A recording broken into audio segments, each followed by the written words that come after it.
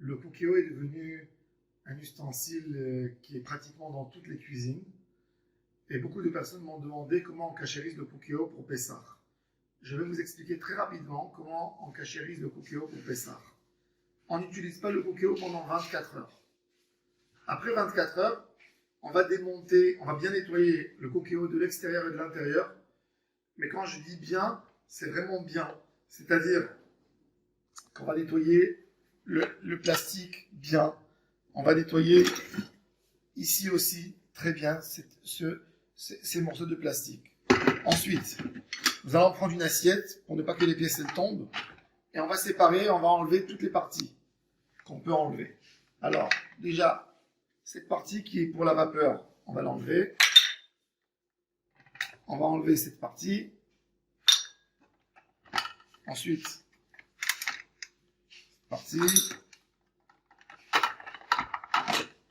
cette partie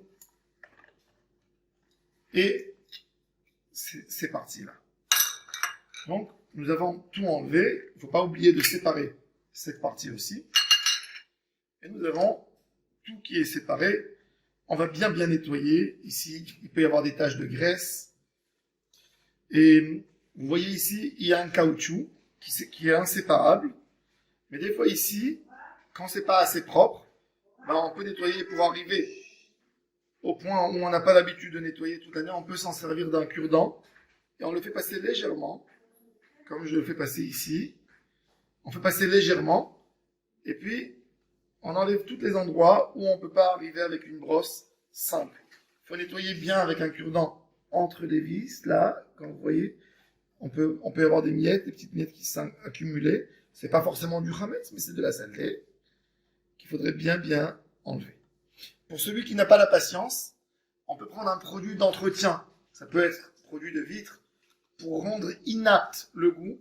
Et puis, on va mettre autour comme ça. Du moment qu'il y a ça a abîmé les goûts de graisse absorbés. Ensuite, nous allons prendre notre cookéo et on va remplir la bassine avec de l'eau au maximum. Et on va laisser ébouillanter. On va chauffer, comme quand on fait une chaleur extrême avec le cookéo ouvert. On n'a pas besoin qu'il soit fermé. Quand il est bien ouvert, quand l'eau a bouilli, on peut rajouter de l'eau avec une bouilloire. Et là, je vous propose de mettre dans la bouilloire un peu de javel ou un peu de liquide de vaisselle et faire passer ça dans un autre ustensile comme ceci. Vous pouvez mettre directement sur le feu ou sur le gaz. On a rempli de l'eau chaude. Jusque-là, l'eau est en train de bouillir. Et avec une aide d'un récipient ou quoi que ce soit, on va faire rentrer dans l'eau. Et l'eau va déborder et va cachériser la casserole de l'intérieur et de l'extérieur. Les manches, quand c'est pas assez propre, il faut faire comme que j'ai dit, de bien nettoyer dans les bords, d'enlever des traces de graisse ou quoi que ce soit. Et donc, quand on a l'eau à l'intérieur et à l'extérieur, notre cookéo est propre. Il ne faut pas oublier de prendre une éponge avec un produit d'entretien, peu importe lequel, la javel, n'importe quel produit, de bien passer dans les parois à l'intérieur, même s'il y a une trace de quoi que ce soit, elle est abîmée par le goût, et le goût est abîmé par le produit d'entretien.